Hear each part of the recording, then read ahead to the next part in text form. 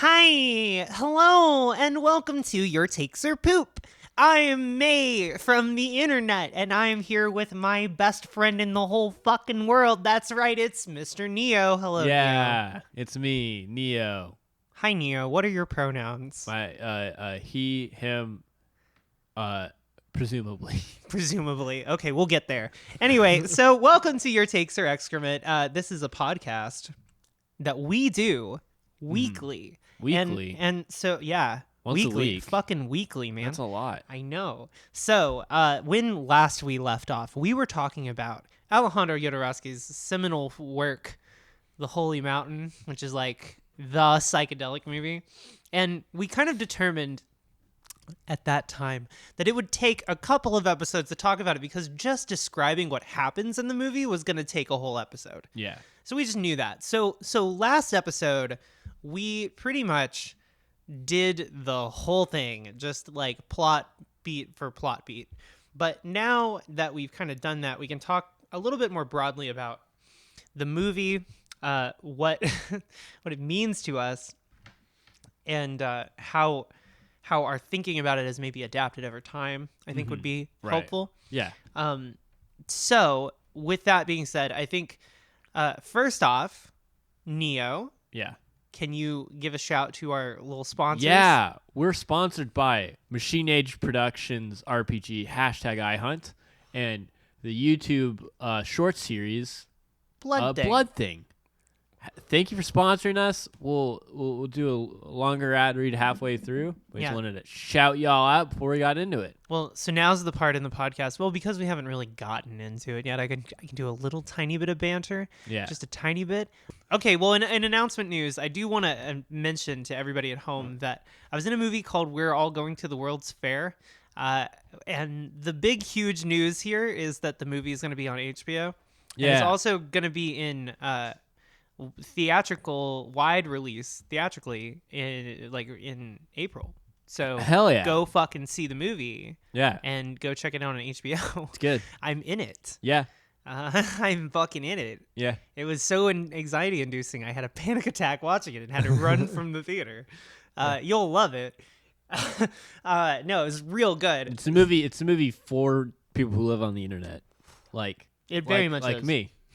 We should do a podcast about it and see if we can get Jane on. Ooh, that'd be cool. I bet we could. Hey, yeah. Hey, everybody, tweet at Jane Schroburn, and I think that's how you pronounce her last name, and see if she'll come on our podcast and talk about our movie that I was in. That would be fucking awesome. People would love that. Hell yeah. Anyway, okay, so on Your Take is Excrement today, we are going to simply be talking about the Holy Mountain. So I want to do just like the briefest, maybe let's call it 5 to 10 minute recap of what the fuck the Holy Mountain is for the people that are just joining us. Okay. Well, if you're just joining us, go back and watch the first episode where we talked about it in depth. So if you haven't seen it, you'll know what we're talking about this episode. But basically, it's the story of a character who, at certain points in the film, is supposed to represent Jesus, but in other parts, not really. Who's called the Thief.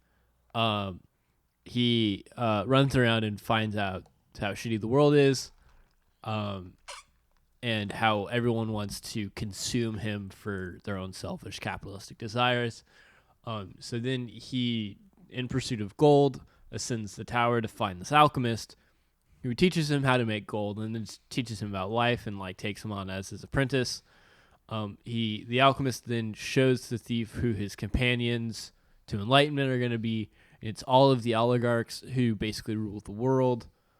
And then all of the oligarchs and Jodorowsky's character, the alchemist, and the thief all set off to ascend to the Holy Mountain in search for immortality.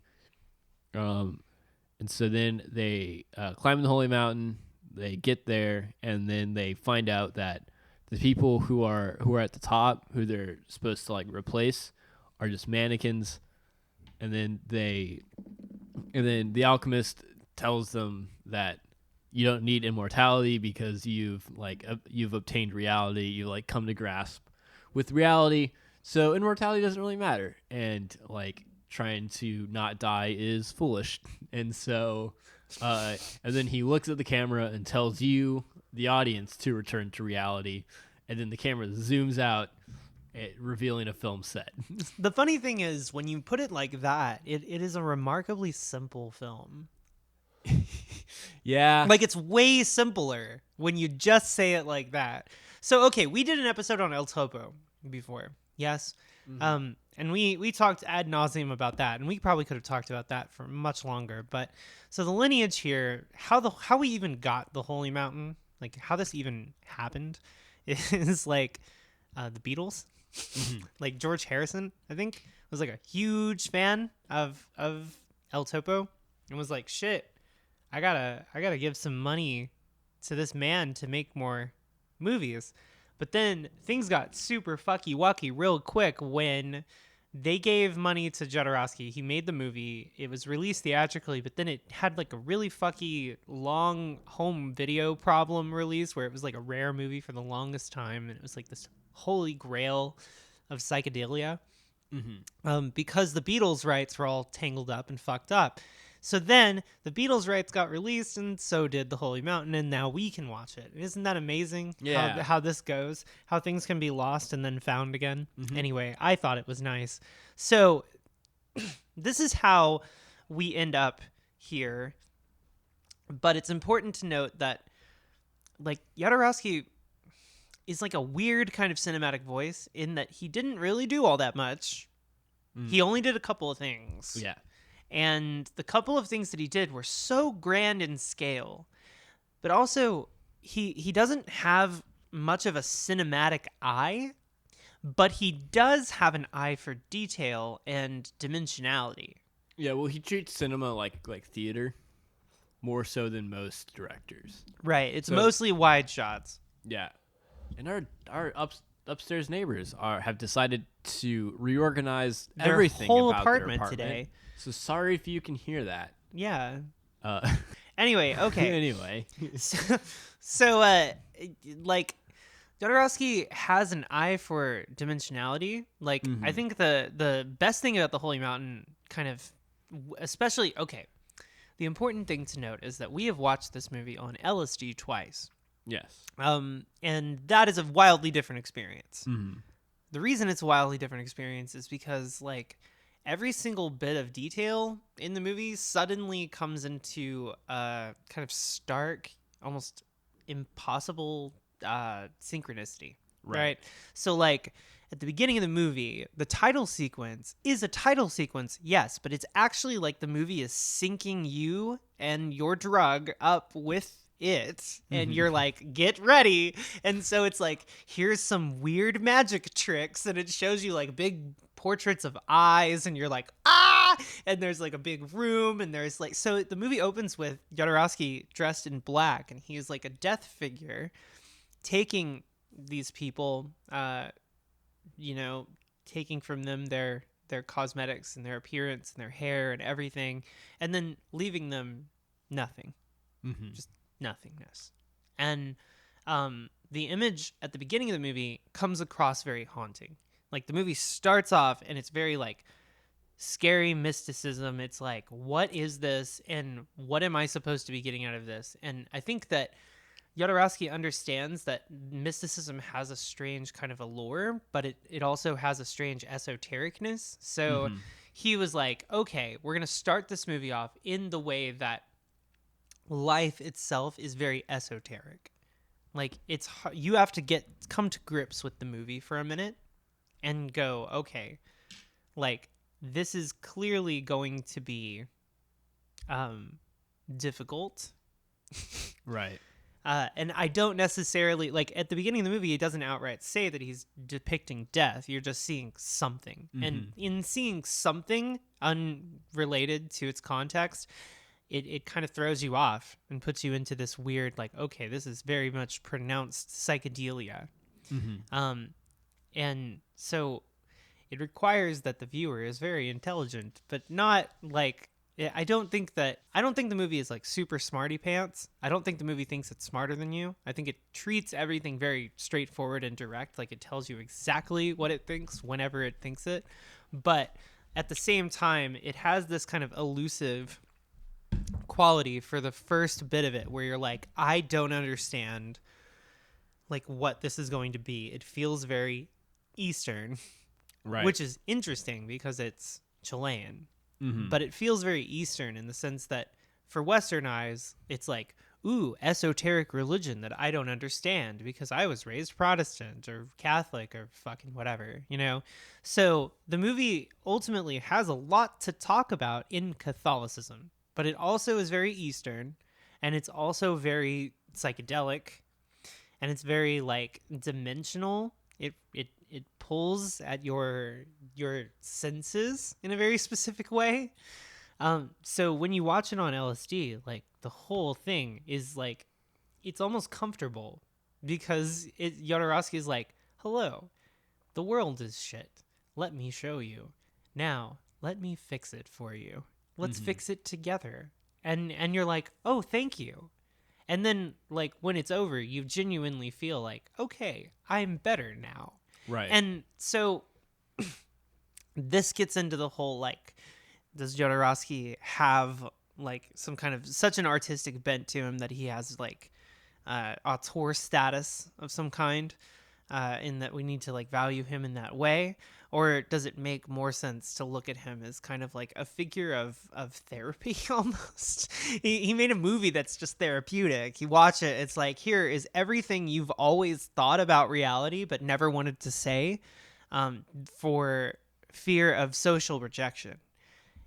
But it is all true, and it is uh, all being said back to you.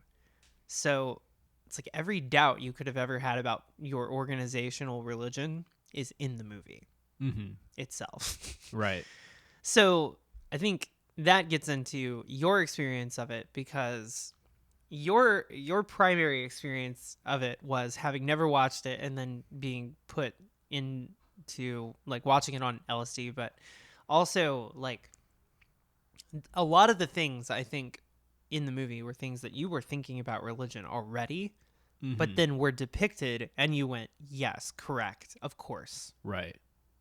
Yeah. Yeah. Well, and so something that I really like about the movie is at the start of the movie there's this a very very intense deconstruction of religion where it's just Jodorowsky just going after religion. But then as the movie progresses and as you get through the third act, there's this almost reconstruction of it. It's definitely more like spiritualist and on this like spiritualist bent, but it's this like reconstruction of faith that the characters themselves go through. Right. And so I think that's like, and so yeah, one of the big and like enlightening things that I've taken from the Holy Mountain is the importance of reconstruction, like Mm-hmm. post deconstruction, Right. because it never like you can be as deconstructionist as you want once you tear everything down, like having just a barren wasteland of ideals isn't helpful either. Well, Like, yeah, and so I think of ironically YouTube when I talk about this, when you're mm-hmm. talking about this, because it's like that's very much the thing where it's like it's a bunch of deconstruction and that's kind of it, or it's like Right. fake positivity, Yeah. right? But there is no real reconstruction on the internet. Right. Like there's not a lot of it being done. Like here is how you go from point A to point B. It's more like point A sucks dick, fuck you, or point B, I'm there, it's great. Mm-hmm. I'm not gonna tell you how to get there, but I am gonna tell you that like it exists and I'm there, which is kind of dickish. Um, Right. but alas, so like this movie takes the time and effort to go, okay, I know we can make a bunch of jokes about religion, and we're going to, and society, but also we're going to genuinely deconstruct religion and its problem, which is turning people into basically a Christian symbol themselves, wanting them to martyr themselves for the faith, but realizing that faith is a grift in a lot of capacities. And so that means that your martyrdom, therefore, is a capitalist grift. This sucks. I don't want to do this anymore. What am I alive for? What the fuck is the point? Um, and then reconstruction. Mhm. And the movie like takes the time and effort to take things apart for 2/3 of it and then give you 1/3 of it where it just gives you everything back. Yeah. And most people only like the first 2/3 of it more than the last third because of the reasoning of like, oh, I love it when he's tearing down religion and society. And it's like, yeah, no, it's fun when he's doing that. And it is true, everything he's saying. And I do think that it's profound to see society genuinely deconstructed. Right. But I think that it's an absolute failure of anybody. And I've seen this in so many people talking about this, to not mention the fact that this movie genuinely tries to reconstruct your soul and tell you the answers. Right. Yeah, and so it's the movie. It took me 3 times watching this movie to reach a point where I was like, okay, I think I understand it now. Like, I think I at least understand the surface level of the entire movie. Because like the first time I watched it, I only really remembered the first the first third. And the second time I watched it, I really locked in the second third. And then the third time I watched it, I really just like locked in like the last bit. Right. And so I think if there's any critique I could have of the movie, is by the first third of the movie, he's giving you so much information that you're trying to process it as the movie continues, and then you kind of lose out on a lot of what he's trying to tell you through the second and the third act. Yeah. So it's kind of a movie that necessitates multiple watchings of it. Right. I'm just like all those other movies, like El Topo. It's like you kind of have to watch it a couple times to like get it. Well, and I think it's because we're, is it a problem with the movie or is it a problem with us? Mhm. And I think we're so conditioned to watch things that are like my art gallery, right? Yeah. We're so conditioned to watch things that are just like, here's the product for this year, because that's been our life since like the 90s. It's just the movie that come out on Saturday. Go see it, Right. And just dependably every Thursday night there was a new movie, so go see it. And and it was always a product, pretty much always, and it was never enlightening. And so the majority of the film that I have experienced in my life was not enlightening at all. Like, it didn't teach me anything. It didn't reconstruct anything, didn't deconstruct anything, it didn't bring anything up. It just had themes, and having themes is the equivalent of being like, oh, it's about love. And it's like, well, what the fuck about love? Like, Right. what about it? Love in and of itself is a web of things to talk about, in the same way that religion in and of itself is a web of things to talk about. So most things only ever touch you from the like modernist perspective, right? So they're like, if they're going to deconstruct religion, they're going to do it from inside religion, and they're going to ultimately accept religion at the end.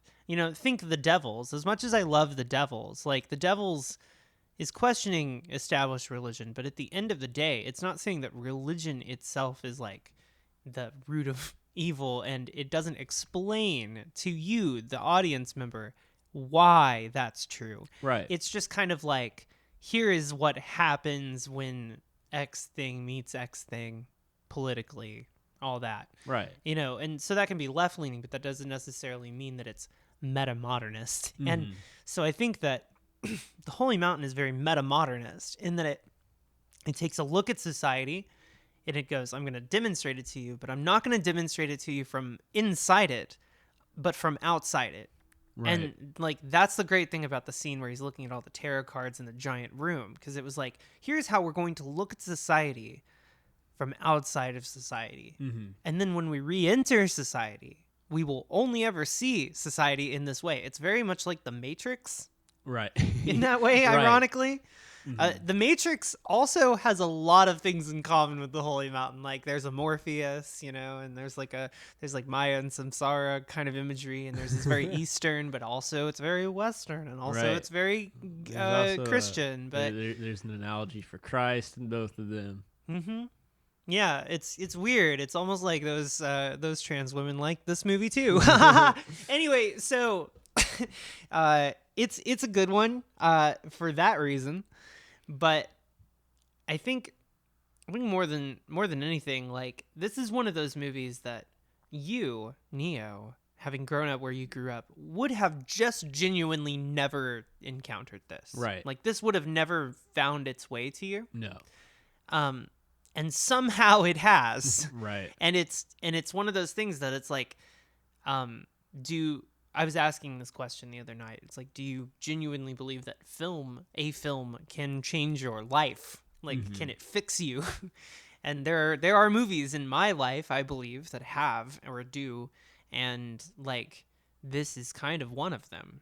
Right. Well, and I think that, like, more so than like you watch it and like it changes your life, I think films, for at least for me, have always been good at nudging me toward, like, in the right direction. Right. So like when I was a kid, like most of my growing up and into being a young adult, I was kind of like an edgy right-wing shitheel. Just because like the circumstances I was surrounded with. Right. And not even because of my parents, because I was like, just because of like circumstances. And like one of the first movies that like started nudging me away from that was Canadian Bacon, which is directed by Michael fucking Moore. Yeah. What's Bacon? What's his first name? Is it Oh, are you John Candy? John Candy? That's it. It's like John Candy's last movie too. Right. Yeah. So and so it's like a leftist anti-government, anti-culture movie, and that I was like, wow, I agree with like all of this. Like, I agree with this shit, not realizing that it was just left-wing propaganda. Right. But yeah, and so I think that like there's a couple other films in my life that have like just kind of nudged me, or like sometimes it's like, you know, I watched American Sniper and I was like, wow, that like I don't like that bit, so that's gonna push me away from that. Like this is dumb. Right. Didn't work out for you there. Yeah. Well, so but it's like experimental cinema is genuinely not for everyone, but at the same time, like, is this that experimental? I guess it is. The experiment being that, but I think that experimental asks the question that the thing needs to have an experiment in there, and this needs to be some kind of new and exciting idea, and this needs to change something. And I don't know. The Holy Mountain is a document. Right. You know, it's film as art, true, but it's just like, it's a movie that demonstrates itself. And I know that it does that in an abstract way, and I guess that makes it experimental, but I don't think that anything that's all that abstract. If you've ever looked at Chilean or Mexican surrealist painting, this is really not that different. It's really not that different. Yeah. And if you've ever looked at the tarot, especially in Mexico, this is not that different. As a matter of fact, it's literally depicting the tarot. Like, it's literally depicting the tarot. We got a comment about that on the last episode where people were talking about that, but that is true. It's like very literally depicting the tarot. Right. Well, and also speaking of comments we got in the last episode, I really like that we can like respond to these comments in this forum. Yes, as do I. Where someone pointed out that while the film was being made, there were all these like student protests in Mexico. And a lot of police violence towards the students. So Jodorowsky actually got warned by the Mexican government to watch the police violent like content in the Holy Mountain. So that's why so much of it, as we mentioned earlier in the last episode, is like surreal, and instead of like the police hitting people and there's like blood, they like shoot someone and like a bird flies out, and it's not actually like a gratuitous depiction of like violence. But it is. Some of the abstraction like in and of itself is like, it needed to be there just for the social purposes. Yeah. Otherwise, so the government didn't burn the film. That's really fucking funny. Yeah. So, So, you know, let's do an ad break. Yes. All right. I'd like to thank Machine Age Productions and their RPG #iHunt. It's economic horror about hunting monsters in the gig economy, where eviction is scarier than Dracula. It's Buffy meets Uber. Go play it, go buy it, go enjoy it, find a gaggle of friends, and hunt monsters together. With drinks. With drinks. That's important. Yeah. And by drinks, I mean coffee. Coffee's good. I like coffee. Or alcohol. What? If you're over 21, or if you're in a sane, or not sane, but if you're in a European country over 18 or 16, depending on where you are. Damn. Okay. Yeah. Well, that sounds great. Yeah. This is sounding better every minute. If you're 17 and you want to drink while playing hashtag I hunt, go to Germany and drink some German beers legally. legally. There you go. And That's all you need to and do. we've just lost that sponsor. So that's great. All right. So I'm entirely joking. We love you, Olivia. Don't. Anyway, so Blood Thing is a show that is on YouTube. We have a link somewhere, and it's kind of this like a phantasmagorical kind of it feels very Cartoon Network to me. But the animation is really intense and creative for like kind of like low budget animation stuff. So it's really neat, and it doesn't have an awful lot of subscribers, but it's really super cool, and you need to check it out. It's like really, really great. So what? Go pump that number up. Yeah, go pump that fucking number up. Yeah, go subscribe to Blood Thing. Yeah. Yeah, there'll be a link. Yeah. You can click it. Click it with your little fingy. Or your mouse. Or your mouse. All right. So, and we really, really, really, really want to thank all of our patrons over at patreon.com/excrement. Thank you so much, y'all. Yeah. Holy crap. We're, what, over $200? We're talking about, so for context, we live in Texas, and we hate it. We've been talking about moving, and it's expensive. So we've just been kind of working our asses off around here, just trying to make some savings so we can get the fuck out of the South. Yeah. And honestly, any support you've got is super helpful. And Neo does this podcast all by himself in the midst of doing a full-time job and all this other stuff that he does. And oh boy, wouldn't it be nice if this was his full-time job? Yeah. You know, that would be great. But instead of what you do now, which fucking sucks.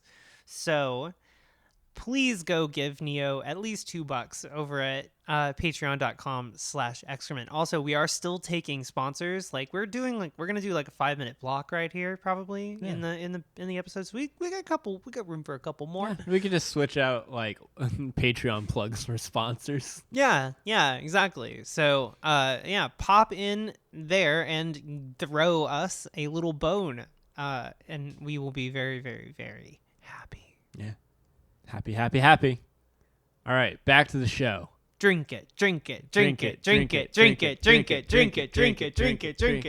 So actually, I wanted to talk about that scene where I have a couple like scenes in the movie that I really like, but one of the scenes that immediately, like the first time I was like, holy shit, this movie is like speaking directly to me, and I'm on the same brainwave length as Jodorowsky. Yeah, is the scene where the main character, the thief, wakes up and he's in a yam storage facility, and it is filled with like effigies of himself as like Christ, and he just freaks out and starts destroying them because they're gonna sell these effigies of himself, right? And it's like just for the longest time, my just one of my biggest frustrations with religion is the prevalence of like capitalism and faith.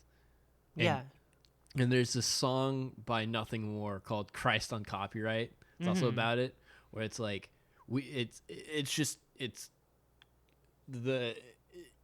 crazy to me that a hippie from the desert whose whole principle was like literally burn your money, like give your money to the poor, like buy poor people clothes, buy them food, like provide housing for everybody. Like when a wealthy guy asked Jesus how to get into heaven, he literally said, you cannot do it if you're rich. Burn your money. Like give everything you have away, and that's how you can get into heaven.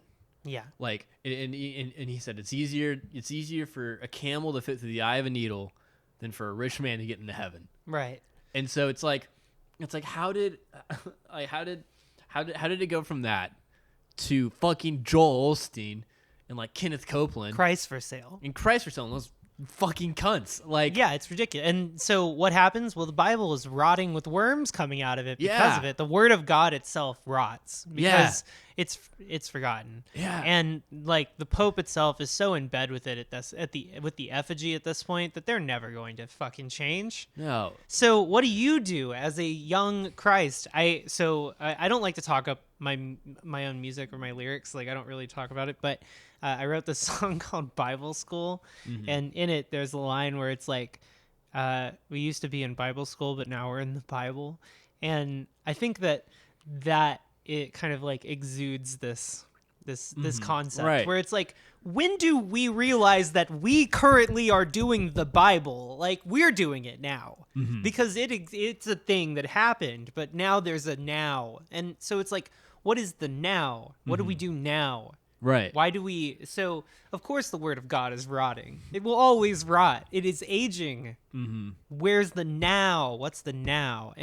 And that's what this movie is so fucking concerned with, because it's like, look at all the shit that you, while being inundated with capitalist bullshit, have not noticed that literally all of these people have fucked over all of society and have completely blew it, like lost the plot entirely. We don't know why we're alive and no one cares anymore.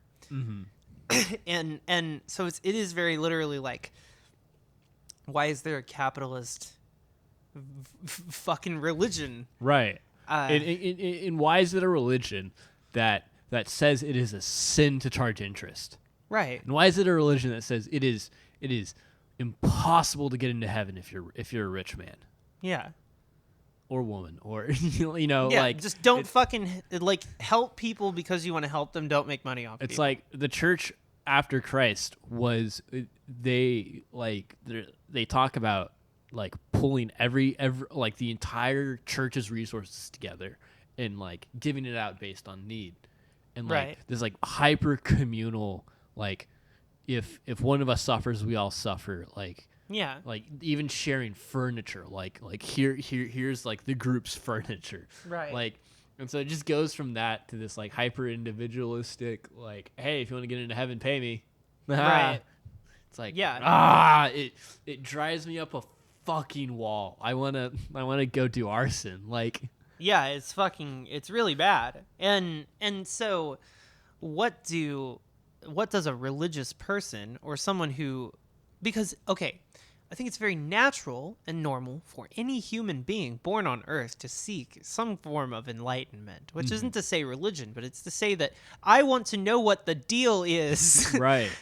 And like, I don't want to be an ignorant fuck. Like, I'm tired of being an ignorant fuck, and I know you're tired of being an ignorant fuck, and I'm tired of other people being ignorant fucks too. It's very easy to not be an ignorant fuck. And like, Jodorowsky is just like, I too am tired of being an ignorant fuck. I'm gonna help everybody stop being an ignorant fuck immediately. And like, he made a movie where he just stops you from being an ignorant fuck. And if you watch it, you just can't say you're fucking ignorant.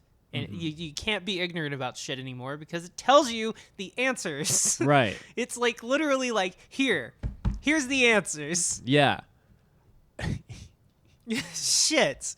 And like, people talk about how it's like, it's almost abstract to a fault, where they're like, I don't understand. And it's like, okay, I understand that you want a movie that jerks you off, but this one is going to make you hate yourself.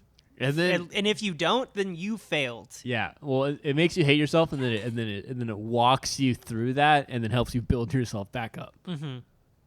Well, and like, there's very literally a line in it where it's like, you are excrement, you can turn yourself into gold. And it's almost like he's literally talking to the audience here, where he's saying, guys, look, we can all do drugs and have fun, or we can use this time right now to observe our Maya, and so what that is to me is like the general illusion of reality. How does this all manifest?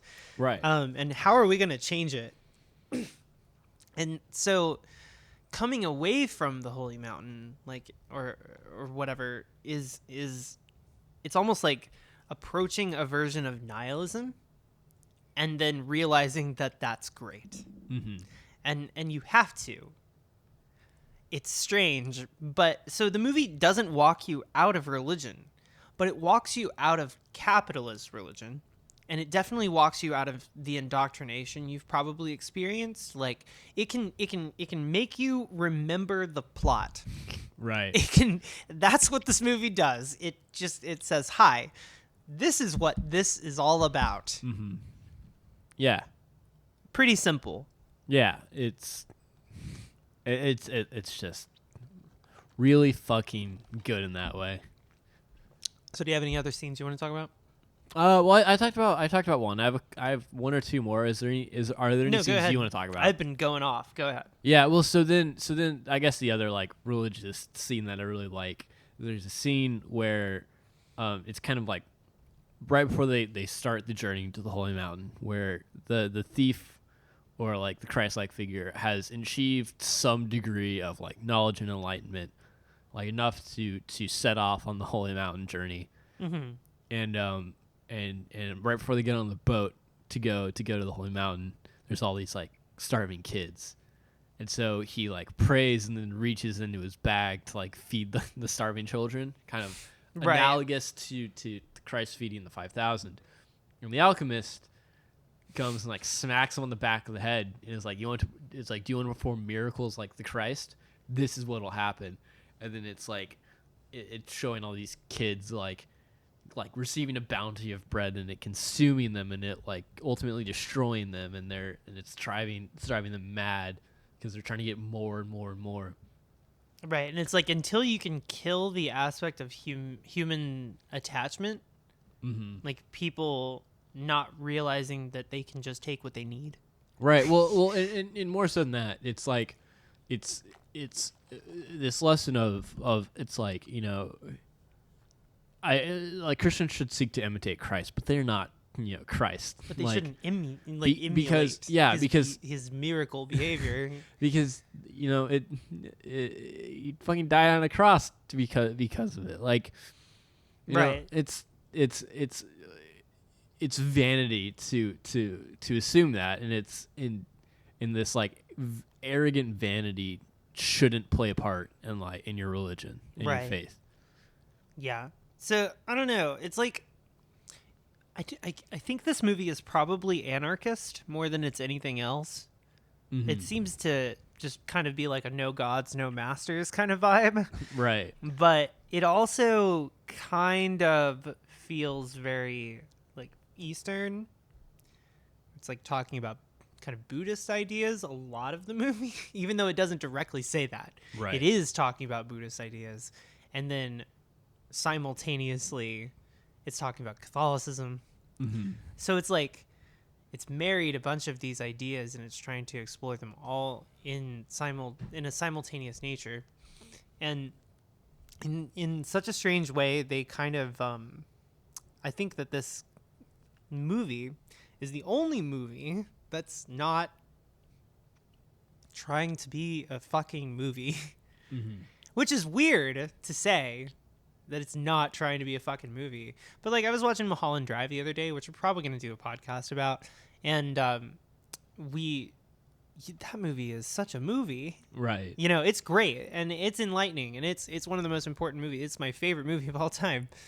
But it's still very drama syntax, like cinema syntax, like this is not that. And it's funny because we just watched Santa Sangre, which is Jodorowsky's follow-up movie from the 80s, and that movie is more dramatically focused.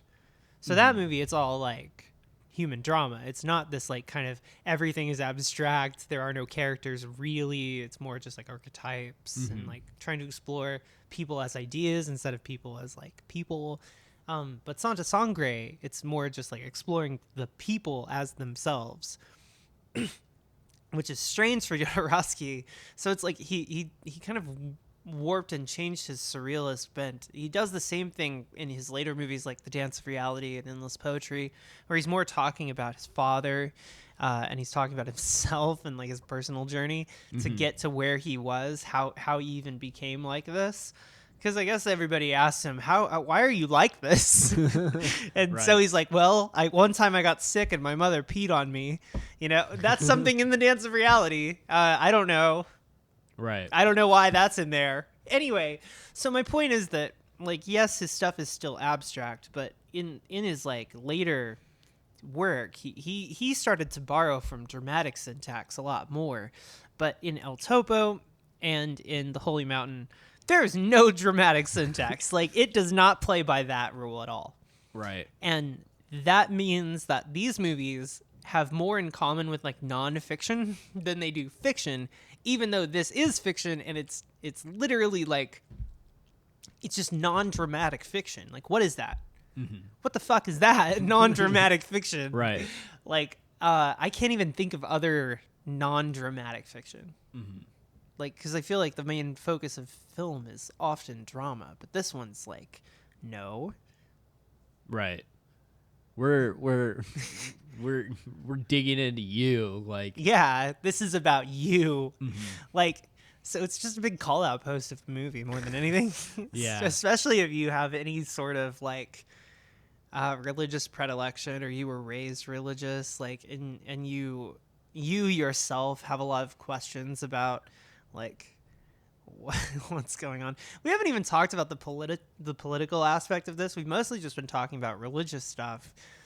Yeah. But there's also this like whole political thing where it's like, you know, it acknowledges that war is a grift, and acknowledges that like beauty is a grift, and that landlords and property and like what we've done to earth and what we've done to art and like every aspect of humanity has been grifted into fucking oblivion. And how we even to the extent of like what toys we give our kids is a grift to and we are indoctrinate them. We are like either too stupid to realize it, or we are on the side of doing it. And that's the thing that you realize, like I find in like on right-wing Twitter, right? Like right-wingers on Twitter will tweet the stupidest shit. But the funny thing is they often will tweet the stupidest shit. So they'll say like, on one hand, they'll be like, this is stupid. They'll say something very, very stupid. Or they'll say something like, this is different than what I believe society is supposed to be. Why isn't this reinforcing my belief that society is supposed to be like this? It's like that one time that shitty fucking libertarians are like, the Republican Party isn't doing anything for you. We will. And the things that we're going to do are, number one, repeal the Civil Rights Act. Yeah, it's Jesus fuck. Oh, you stupid fucks. Right, not good. Let's not. Let's keep that one, y'all. Exactly.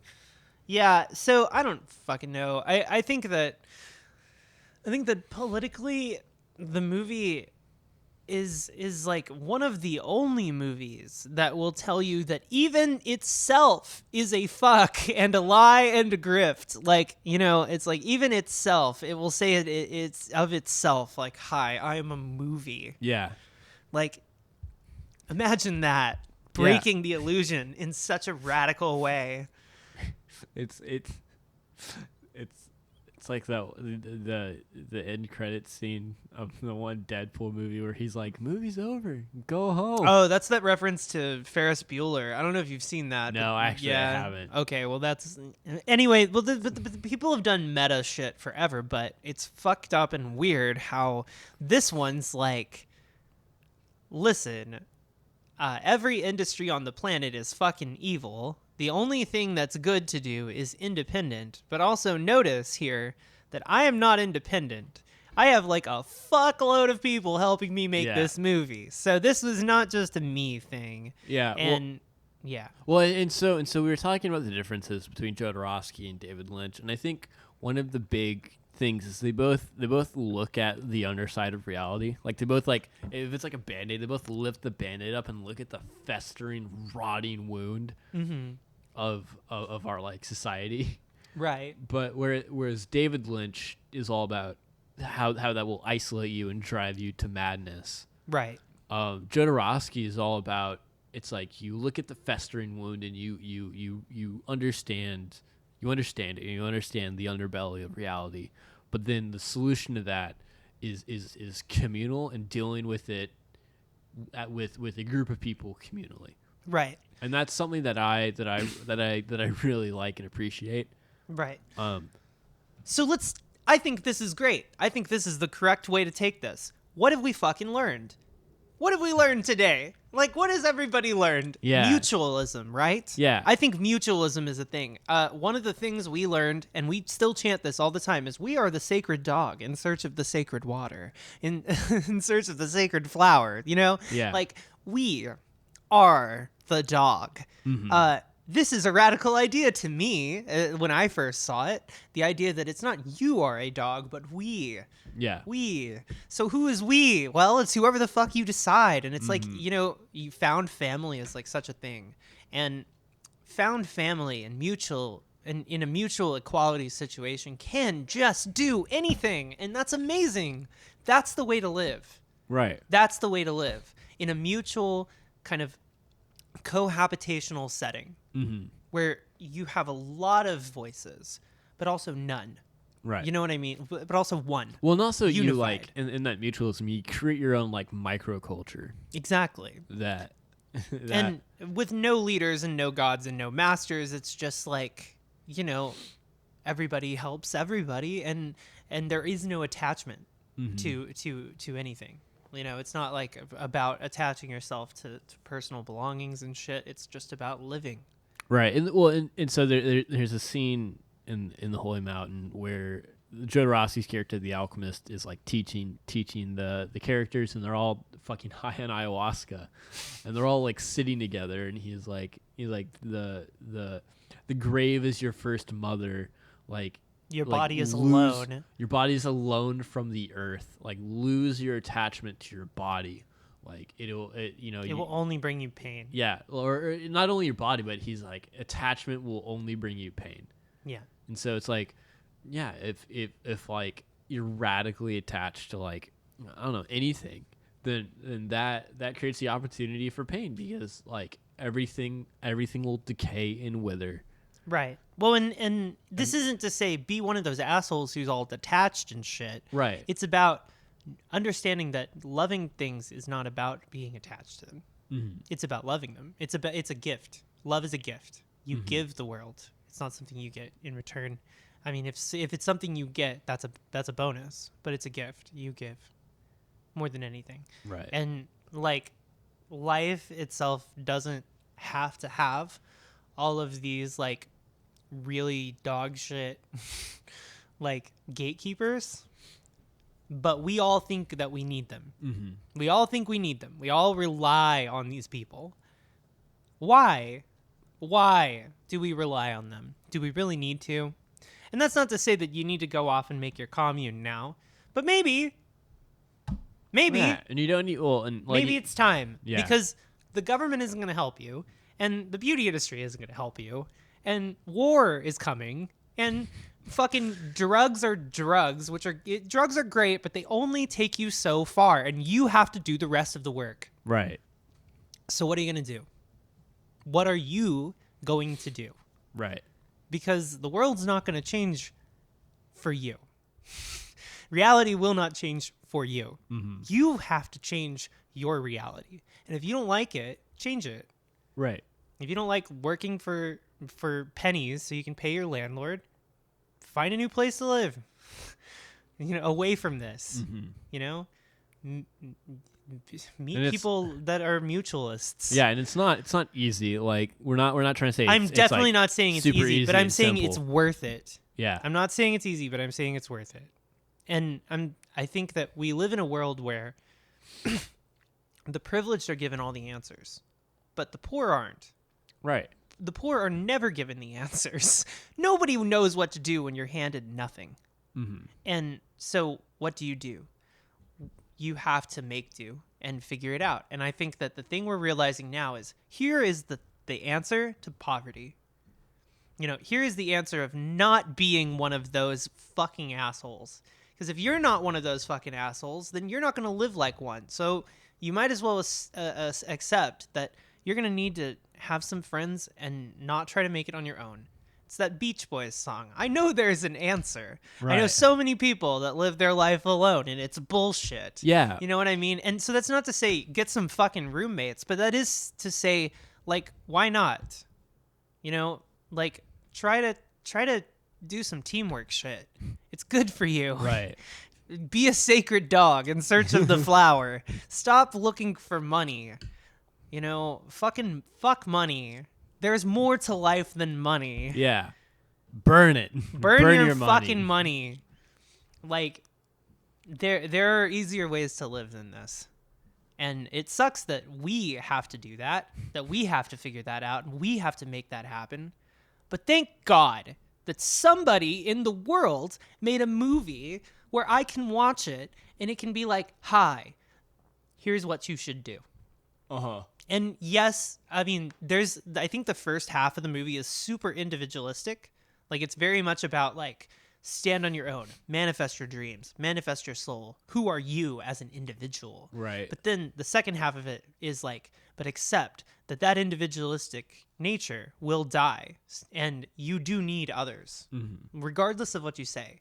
As much as so you can say, I need others. But it's not like I'm baby, I need others, or I'm going to die.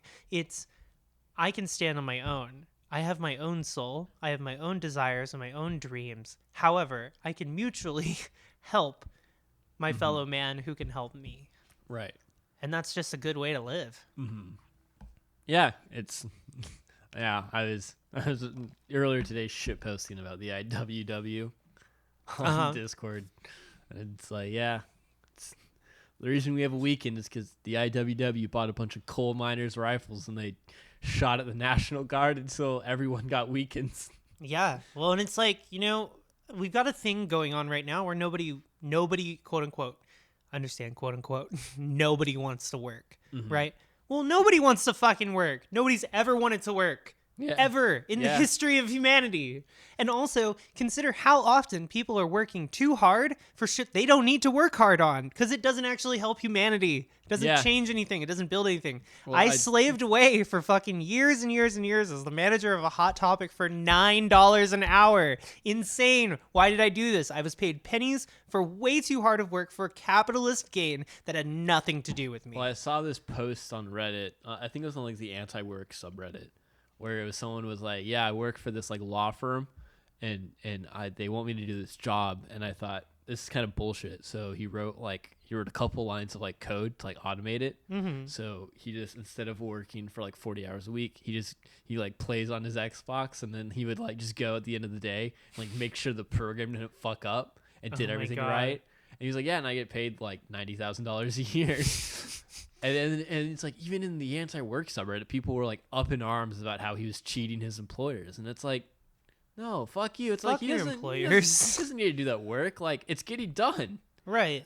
You know? The idea is that we pay you to get this work done. Yeah. It doesn't matter where it comes from. But I don't know. It's just like, I understand that the world needs to be fed and that there's essentials in there. Yeah. But there's also non-essentials in there. And those non-essentials have been like this weird late capitalist horse shit that we've all been like economically gaslit into believing we need to participate in when we don't. Yeah, it's this like American obsession. And not American, it's like Western obsession with like consumerism. Yeah.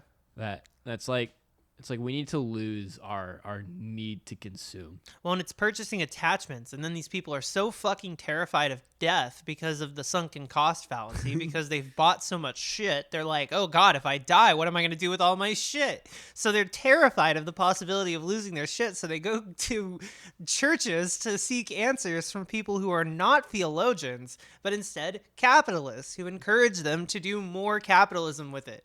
Yeah. Give it to the church. We'll take it. Yeah. And be unburdened. Be unburdened by your bullshit. Right. And it's like, man, what a fucking world.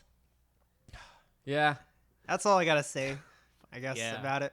Well, in for any reason, that reminded me of like a bit in the Bible where where one of the disciples, Jesus rolled up on him, and this guy's like, hey, can I be your disciple? And he's like plowing his field, and Jesus is like, yeah, like just come with me. He's like, well, I gotta go pack my stuff, and Jesus is like, You don't. If you There's no stuff. Like if you Yeah. pack your stuff, I'm gonna leave. Yeah. Like if you go home to pack, I'm just gonna walk away. Right. Like it's like you fuck your possessions. Like Right. we don't need those where we're going. Right.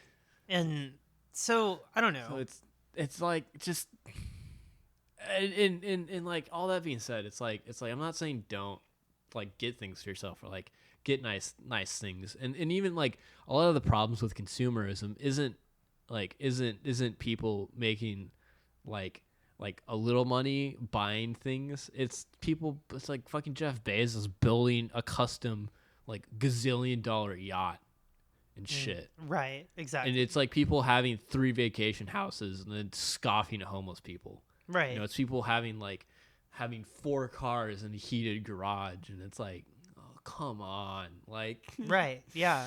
It's insane. It's just it's not the way to live, and it's like it's poisoned America.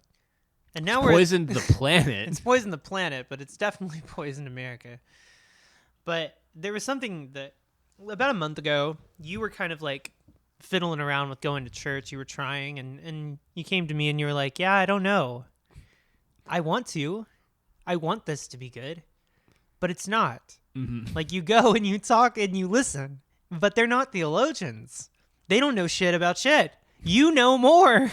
You know more than they do at the church, because the church is weirdly like a fucking operation to try and get money out of people. I don't even understand. Right. It is dumb because, like, what do you need it for? I understand the concept of church as a meeting house for a group of people to make sure that mutualism perpetuates itself. I understand a house of worship as a community leadership location. That's what the black community does with it.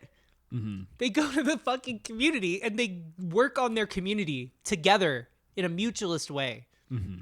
It's not what white people do. They go there to scheme about how to get a fucking racist elected. Yeah. That's what they do. Yeah. That's what they do at church. in one of the churches I used to go to when I was a younger man, this guy came in, and it was during the first big like Bitcoin jump. God. And he fucking comes in and he's like, yeah, I've started this thing that's like showing churches how to like raise funds using cryptocurrencies and Bitcoins. And I'm trying to get people here involved in it. And I went to the pastor and I was like, don't fucking listen to this guy. He's going to fuck you.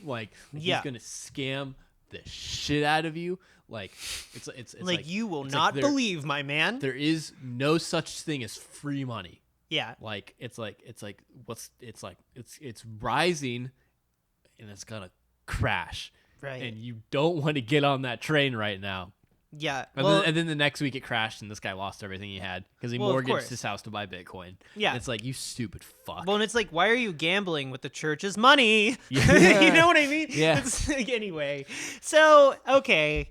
I think we've talked ad nauseum about both society and how that sucks, religion and how that sucks, everything fucking sucks. And now that you know that, remember that we are a podcast. We're sitting at a table. Neo and I are sitting at a table. If there was a camera, we would pan back out. Yeah. And you would see us sitting here drinking coffee and talking about this in the dark. We have one light on. It's very dark. And we're just sitting here kind of just hanging out and talking. And Neo and I have lived together for like a year now. Yeah. And we also live with Ozzy. And we're all mutualists. Like, we all just kind of help each other live in our own little home here. Mm-hmm. And that's kind of been our vibe. And it's been really hard. The last couple of years has been really fucking hard. But we've had each other, and that's been wonderful. Mm-hmm. So the only thing I really want to leave off with is the Holy Mountain goes in the gold pile and not the excrement pile. Yeah. Even though that does seem weirdly binary. Things can be shitty and golden. Have you heard of a gilded turd? Well, we can burn. We'll that debate bridge when that we later. Get to it. Yeah. So, but the point is, like, remember that your friends are there to save your life on top of you saving theirs. Like, that's what we all do. To be human is to save each other. Right. What do you think, Neo? I think that's just correct. Yeah. And it's great living in a mutualist stake home. It is. And yeah, I guess I don't have any Give other it a takes on shot. that. Give it a shot. shot, friends. What do you think of the Holy Mountain? It's gold. I said at the onset of episode 1, it's amazing. It's just watch it until you feel like you've got it. is all I'll say about it. Yeah. 'Cause it'll take a couple times, and it's enlightening. Yeah. Go do it. Have fun with it. And I really don't want this to come across like we just came on here to suck Jodorowsky's dick, because like he himself is like trying to remove himself from this work. And so I think remember that the Holy Mountain is a representative work for humanity more than it's a representative work for Jodorowsky. So like don't think that the man himself is a genius. He's not. He's just a man. But that's what makes him great. That's what makes him great in this instance. That's what made this particular thing great. Is because it was just so human. Right. And with that, yeah, and we're gonna head out. Head on back off the dusty trail. Yeah, we're gonna set up camp. This, I think, concludes season 1 of Your Take is Excrement. We've done 10, this is 11 episodes. Yeah. So season 2, we're gonna do some more experimental film, and then we're also talking about maybe doing slashers. Yeah, just classic horror. Classic films. horror. I would love to hear ideas. If anybody at home has ideas, please comment them. As to what you think we should kind of maybe do a season on or a month on or something like that. Yeah. Yeah. Yeah. All right. See Alrighty. y'all later. Bye.